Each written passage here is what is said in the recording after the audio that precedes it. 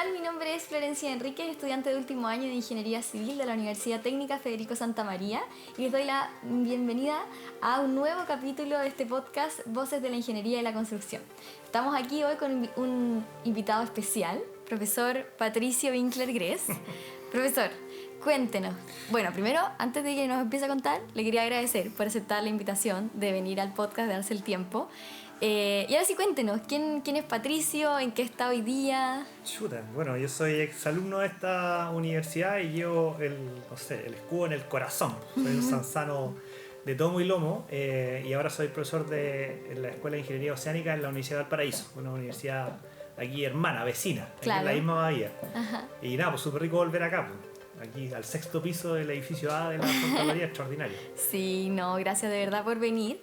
Y bueno, un poco comenzando lo que es sus inicios como estudiante, me gustaría saber, ya que lleva el escudo de la universidad, ¿qué lo llevó a tomar la decisión de quedarse con esta casa de estudio en Ingeniería Civil y quizás no en otra parte? Uy, yo creo que es un poco difícil esa... Han pasado muchos años, yo tengo 50, claro. Pero me acuerdo que vine a una olimpiada matemática en tercero medio, creo. ¿Ya? Y me sorprendió el campus, lo encontré alucinante. Hermoso, sí. Y también siempre me han gustado como las cosas complejas. Entonces yo escuchaba por ahí de que la ingeniería civil en la Santa María era un poco imposible. Y tenía la disyuntiva de estudiar arquitectura o ingeniería civil y nada, postulé para acá. Fue simplemente, yo creo que fue un acierto. Sí, sí. de todas maneras. Sí. Qué bueno, profesor. Y cuéntenos de su experiencia como alumno. ¿Tuvo roles de líder? ¿Participó en extraprogramática? ¿Cómo eso influyó en Patricio de hoy? Uy, bueno, hice muchas cosas en la universidad. Bueno, fui dirigente efectivamente del centro de alumnos. Organizamos, recuerdo, el tercer congreso de estudiantes de ingeniería civil el año 98 y vinieron 700 personas del país. Lo organizamos nosotros, éramos 6-7 personas. 7 personas. Claro, también Qué jugué. complejo. ¿Ah? Qué complejo, Sí, o sea, 700 bueno, personas. además que manejando como malabares con los ramos y además tener aparte el centro de alumnos, yo lo encuentro súper. Sí, claro, no, dejamos ese año dejamos los ramos un poco de lado. Pero igual, bueno, nos sacamos. Nos titulamos al final. Claro. Pero valió la pena. Conocimos mucha gente con las cuales todavía nos encontramos en la actualidad. También, bueno, hice mucho deporte, pinté, no sé, hice de todo. Y estudié mucho. Yo creo que es una de las cuestiones que a mí más me gustó, que el primer y segundo año mi mamá me decía que me iba a morir a los 30 años, porque yo estudiaba todo el día, de lunes a sábado, salía en la noche, y llegaba tarde en la mañana al día siguiente, dormí un rato, salía a correr y seguía estudiando. Claro, y es que de repente como que no hay de otra. No, Sí. no, los primeros años acá en ingeniería civil en esos tiempos, no sé cómo será ahora, eran realmente intensos, súper intensos. Sí, de todas maneras. Y bueno, importante eso que comentaba sobre que pintó un montón. A mí me gustaría también acá comentarle a todos los que nos están viendo el autor detrás de todos los cuadros preciosos que están en el hall del Cebo. O sea, no, una maravilla. Tres de los cuatro. 3 de los 4 que hay. Sí, bueno, como te comentaba, ese es un proyecto que hicimos yo creo que haber sido como el 99. Sí, yo estuve de intercambio en Finlandia. ¿Ya? Y en Finlandia me gané la plata pintando murales artísticos, no murales pintando paredes. Claro. Y con eso viajé por Europa estando en este año de intercambio y a la vuelta, claro, propusimos en ese tiempo pintar el hall de montaje completo. En ese tiempo en Santiago, en el Metro Santiago, había pintado Mario Toral el Metro Universidad de Chile, que era un mural completo. Ajá. Yo circulaba mucho en el mundo como artístico del Cerro Alegre, entonces con unos amigos hicimos una propuesta. Y la propuesta en ese tiempo salían 25 millones de pesos y nos dieron 400 lucas. Entonces con las 400 lucas pintamos esos murales. Ya, muy pero bonito. muy bien, todavía están. muy buena inversión. Es que claro, todavía están. O sea, Sí. imaginen si le hubiesen entregado los 25 millones, estaría precioso. No, ahí no me titulo. Me hubiera dedicado a otra cosa. Claro, Sí. estaría pintando. Pero fue Sí. bueno. Sí, también hice unas exposiciones de fotografía y de crónicas de viaje después de haber estado en Finlandia un poco más de un año. No, qué bonito. Oye, profesor, un poco sobre lo que ha sido hasta ahora su trayectoria profesional. Ha participado en proyectos de infraestructura costera, en puertos, líneas de costa. ¿Cuál considera usted que ha sido el proyecto quizás más desafiante en términos técnicos o lo que usted considere? Uy, a ver, mira, yo creo que hay un proyecto que es un proyecto como de vida, que es haber participado en la fundación de esta Escuela de Ingeniería Oceánica, donde lo que hacemos nosotros es llevar la ingeniería civil al mar. Ya. En el fondo, todo lo que estamos aprendiendo, que tú estás aprendiendo ahora, ya tratamos de llevarlo desde la costanera para afuera. ¿Ya? Construir puertos, diseñar, qué sé yo, hay una serie de cosas que se pueden hacer. Eso es uno, porque llevo 20 y tantos años en esta historia. Y proyectos específicos, bueno, muchos, me ha tocado participar de muchos, pero uno que fue particularmente desafiante fue el puente del Canal Chacao, donde junto con otro exalumno acá, el negro Landeta, Fernando Landeta, formamos un consorcio chiquitito de puros exalumnos de acá. ¿Ya? Como que los sanzanos tienen una mafia. Sí, sí. Nos reunimos así. Y claro, y postulamos y ganamos los estudios contra empresas extranjeras. Estaban todas postulando y bueno, y al final nos llamamos ese proyecto. Nos demoramos como 3 años en trabajar en el diseño marítimo del puente del Canal Chacao, que es el puente colgante más grande de Sudamérica. Es un proyecto de $900 millones. Y estuvimos 3 años haciendo estudios de campo, íbamos a terreno, medíamos, hacíamos muchas modelaciones, interactuábamos también con nuestra contraparte, que eran o coreanos, o noruegos, o franceses. Perfecto. Muy entretenido. ¡Ay, qué interesante! Sí. Qué buena la dinámica. Sí. Y el puente se está construyendo. Ajá.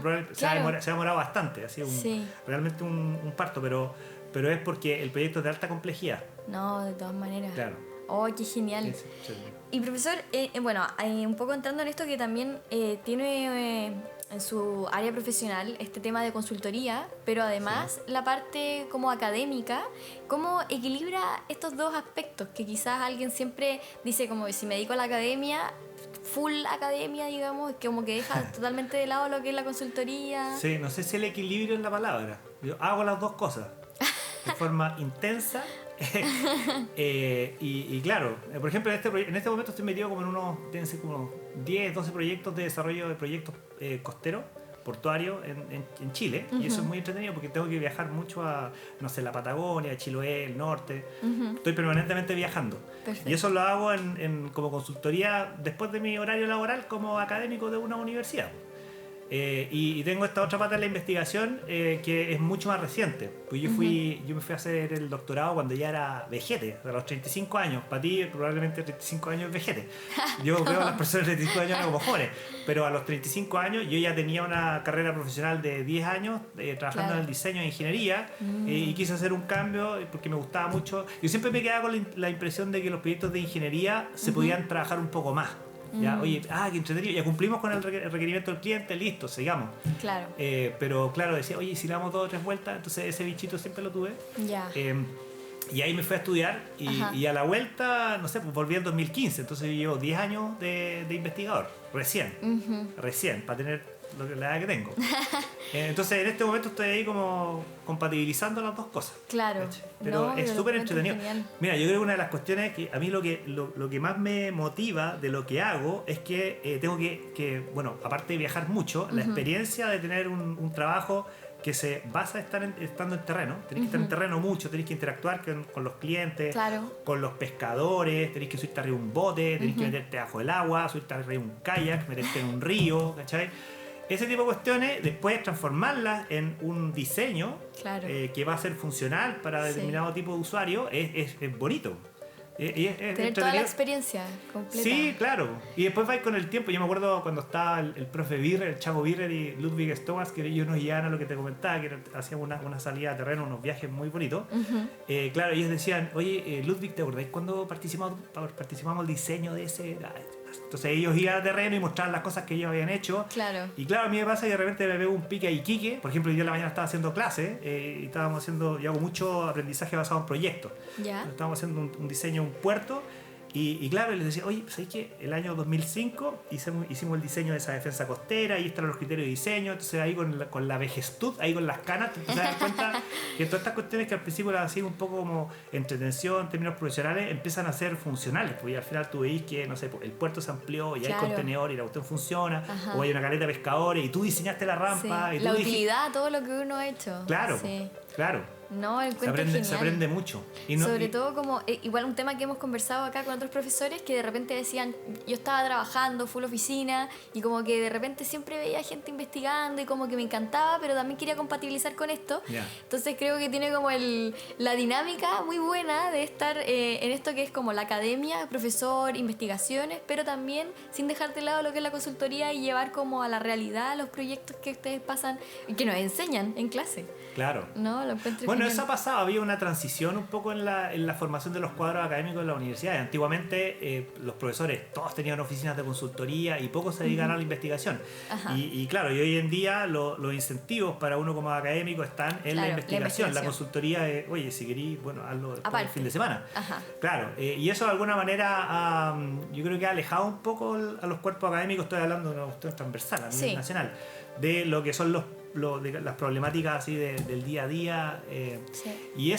Pero por otro lado tiene una cosa bien positiva, y es que cuando uno está en la investigación, el nivel un poco de exigencia en términos como intelectuales es mayor. Claro. Entonces uno sale preparado desde, digamos que con un mejor entrenamiento en términos de pensamiento crítico y ese tipo de cosas, y a lo mejor le falta un poco esta pata de aplicación práctica, pero eso yo creo que si ya pudiste hacer el desarrollo digamos que pensamiento crítico, esto lo vas a poder adquirir en los primeros años. O sea, al principio mi sensación es que la gente cuando sale a la universidad hoy en día anda, al principio sigue ahí con un poco con una abstracción, y aquí, viejito, aquí este es el problema. Aquí tenía una persona a la cual hay que resolverle un problema desde la ingeniería, que en el fondo es lo que hacemos nosotros, resolver un problema. No, de todas maneras. Y un poquito hablando de lo que ha sido la investigación que han realizado, me han contado, bueno, y he conversado también con el profesor Patricio Catalán, sobre este proyecto que tienen en pie, que se llama Olas del Futuro. No sé si nos podría contar un poco como en qué está enfocado, cuáles son los objetivos. Ese es un proyecto, bueno, con el Pato hemos trabajado en muchas cosas, y además de hecho somos co-investigadores de un centro de investigación que se llama Sigiden, y nos conocemos de siempre. De hecho, bueno, en fin. Y esto hace, no sé, 2 o 3 meses atrás nos ganamos un proyecto que dura 2 años, que se llama Olas del Futuro. Es una expresión un poco onírica, así, de lo que vamos a hacer, porque lo que queremos hacer son proyecciones climáticas de muchas variables que se utilizan para diseñar obras marítimas, obras costeras. ¿Ya? Y eso requiere del desarrollo de modelos numéricos que resuelven ciertas físicas a escala, por ejemplo, oceánica completa. El oleaje generado en Japón que llega acá durante, qué sé yo, no sé, 20 años, y también proyecciones hasta fin de siglo, hasta el año 2100, con mucha incertidumbre, claro. Claro. Entonces eso bueno, en Chile no está. Lo que estamos haciendo con el Pato es generar esa base de datos y además desarrollar unas metodologías que van a servir un poco para cambiar el paradigma. Mira, tú estudiaste hidrología, ¿no es cierto? A ti en hidrología te dicen, oye, tienes 30 años de datos, y haz un análisis de valores extremos y calcula el valor de diseño.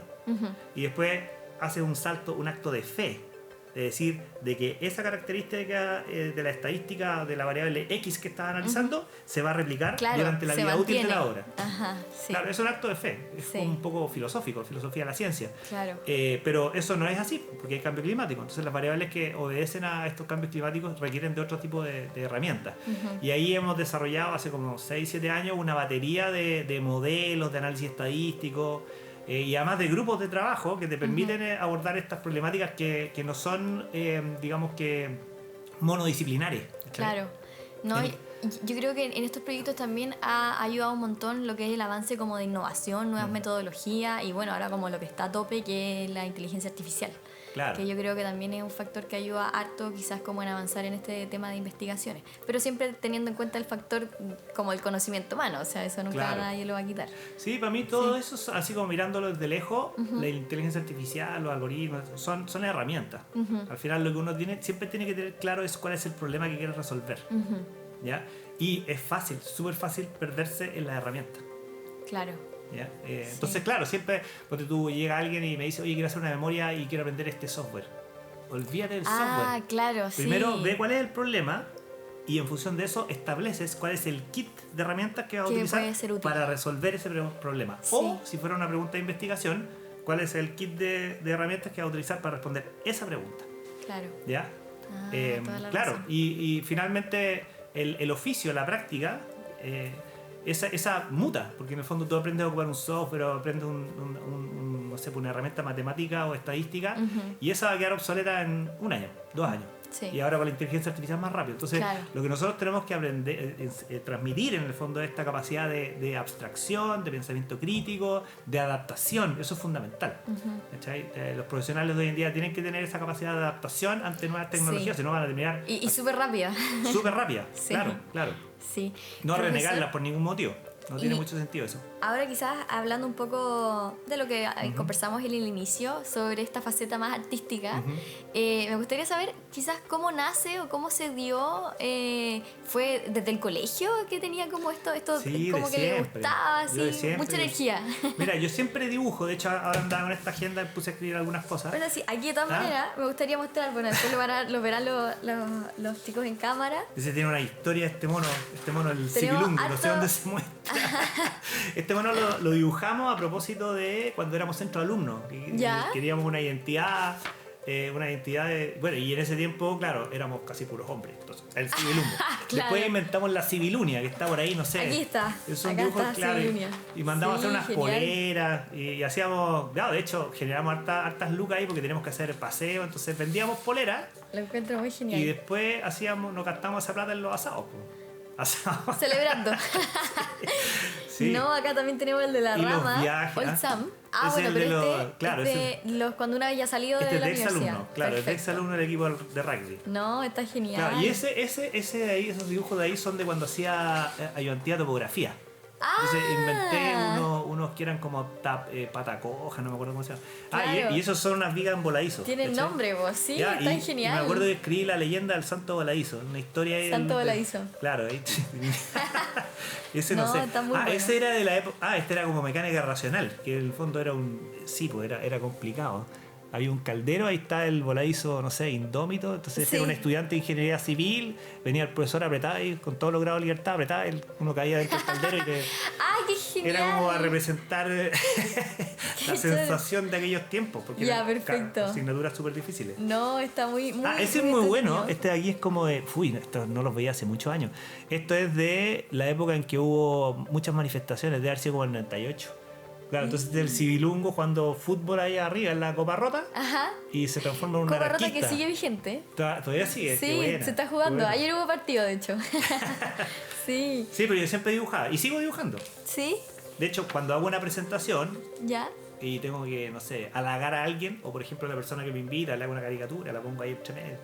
¿Sí? Claro, es Ay, una herramienta adicional nomás, ahí como para... No, lo para encuentro, romper el hielo. lo encuentro genial y además como quizás con toda esta energía, que siento que es una persona súper energética, como que ayuda también a liberar un poco lo que fue el deporte, el rugby, toda esta... siente que quizás estas distintas actividades como extra, aparte de lo que fue solamente como estudiar, tuvieron algún impacto en lo que es el desarrollo profesional, como distintas habilidades que pudieron haber... Sí, ¿ayudado? Yo creo que toda esta cuestión es que yo no sé si lo hago de manera muy racional, el dibujar, porque por ejemplo si yo estoy hablando contigo y tengo que concentrar, ahora estoy mirando porque estaba en una entrevista, Claro. pero si yo tengo que escuchar y concentrarme, ya en vez de estarte mirando, Ajá. yo me pongo a dibujar, ¿cachai? Me pongo a dibujar Ya. porque digamos que capto el Como mensaje que de manera mucho más profunda. Ya, se concentra más ahí en lo auditivo. Claro, entonces eso en realidad nos fuimos por las ramas, pero tengo cientos de estas como que serían estas como agendas, Ajá. como de arquitecto, con dibujos, con el pensamiento. Me gusta Ya, mucho perfecto. mucho también la filosofía de la ciencia, me encanta eso. Ya.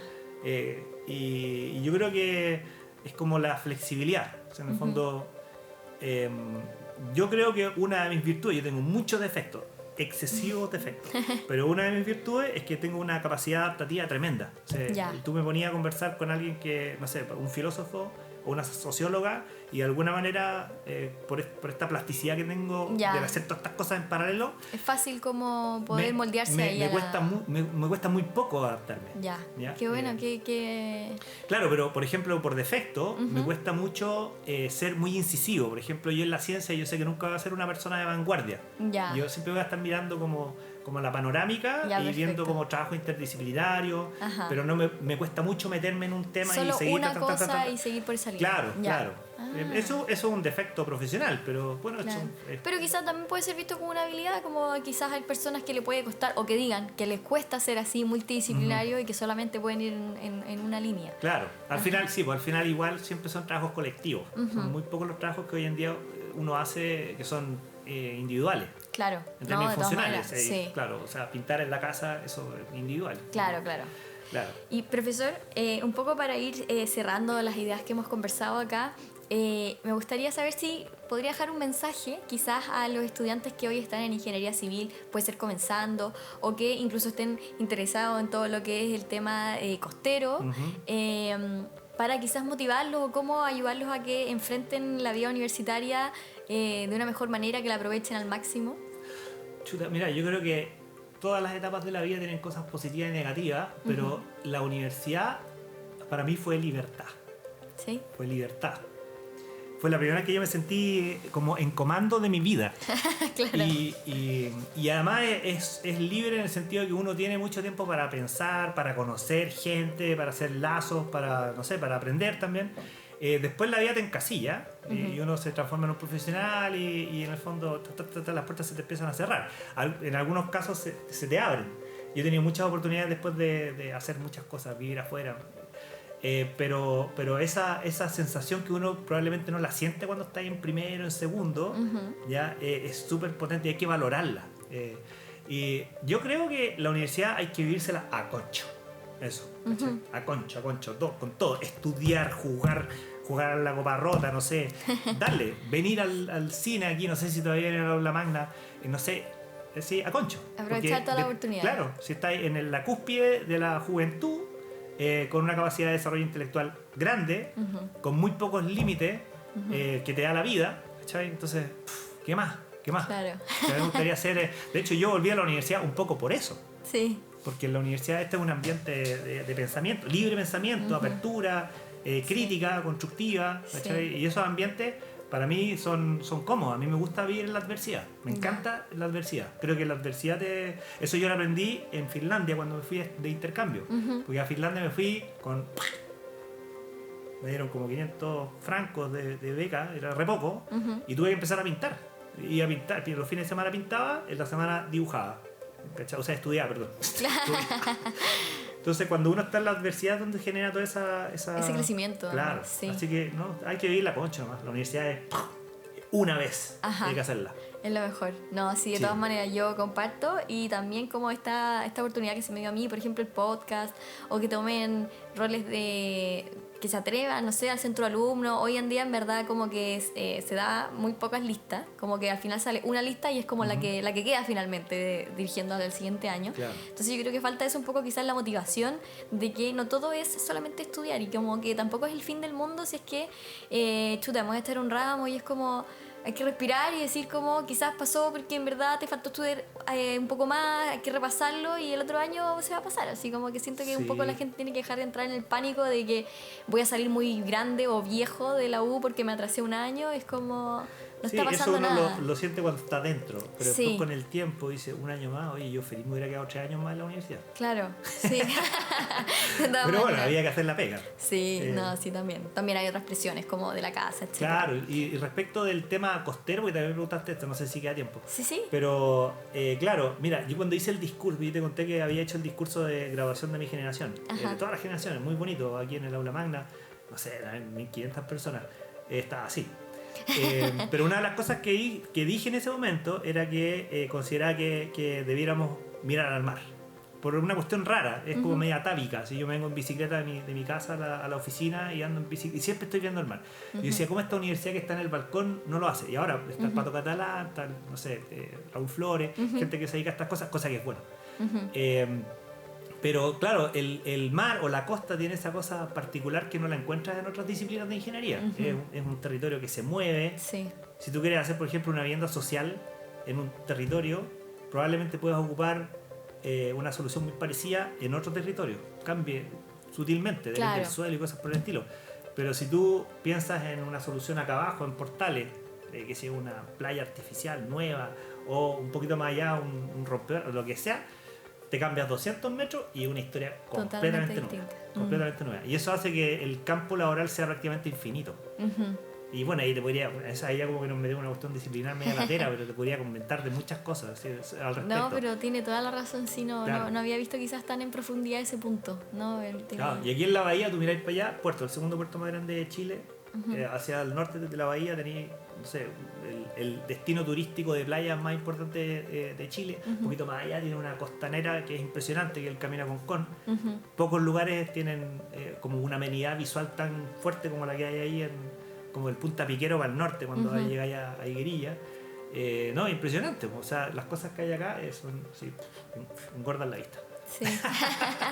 Y profesor, como última pregunta, ¿tiene algún proyecto futuro, alguna idea que nos quisiera como dar un spoiler de lo que podría venirse en investigación? No sé, o sea, yo creo que es como la actitud. La actitud, más que una cosa específica, es que yo espero seguir haciendo un poco lo que hago, que es estar acá, buscarme oportunidades para ir a mirar a otras partes del mundo, qué cosas están pasando. Afortunadamente, y bueno, tus profes también han pasado por algo parecido, he tenido la oportunidad de vivir en muchos lugares, durante muchos años también. Siempre vuelvo a Valparaíso, ¿sí? Porque Valparaíso te trae así. A mí me encanta, yo nací en Playa Ancha. Yo soy porteño, nací en Playa Ancha, vivo en Viña.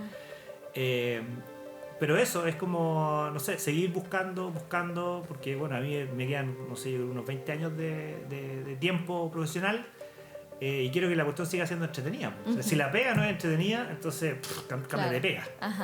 Y yo afortunadamente estoy en el lugar donde quiero estar. Me demoré hartos años, eso sí, esto no es gratis. En encontrar el yo estuve lugar. como 10, 15 años trabajando en consultoría y yo sentía que estaba como medio amarrado.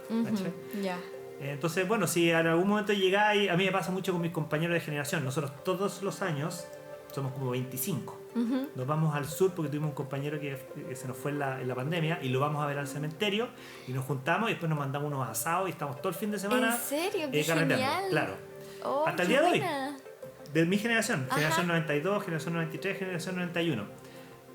Y yo siento que a esta edad la mayoría están como súper contentos. Tú decís, oye, qué bueno. O sea, fuimos parte de una generación donde después, claro, hace 15 años atrás, claro, la vida era mucho más intensa, pero claro, tú decías, es que no me gusta la consulta, y ahora en algún momento llegáis y como que te estabilizáis. Y yo afortunadamente me estabilicé en un lugar donde siento que es súper entretenido y quiero seguir haciéndolo. No, sí, así que no es un proyecto específico. Los proyectos son, de nuevo, son como la herramienta que ocupáis para un proyecto específico. Así los proyectos son simplemente, ¿cómo se diría? Anécdotas dentro de un camino. Claro. ¿Cachai? Sí, se van acumulando. No, qué bonita la reflexión. Y bueno, profe, agradecerle de aceptar la invitación de venir hoy día. Estuvo muy entretenida la conversación, me gustó un montón. Ver estos dibujos, un poco conocer las anécdotas de algunos profes también, lo que conversamos previo. Así que nada, le agradezco de verdad de haber aceptado esta invitación. Gracias por la invitación. Feliz de venir aquí a Placeres de nuevo. Es un placer. Claro. Bueno, eso ha sido todo por hoy. Los dejo invitados a seguir nuestras redes sociales para los capítulos que se vienen y como siempre agradecemos a la Unidad de Educación a Distancia y al Departamento de Obras Civiles por dar el apoyo a nuestro querido podcast. Nos vemos. Chao, chao.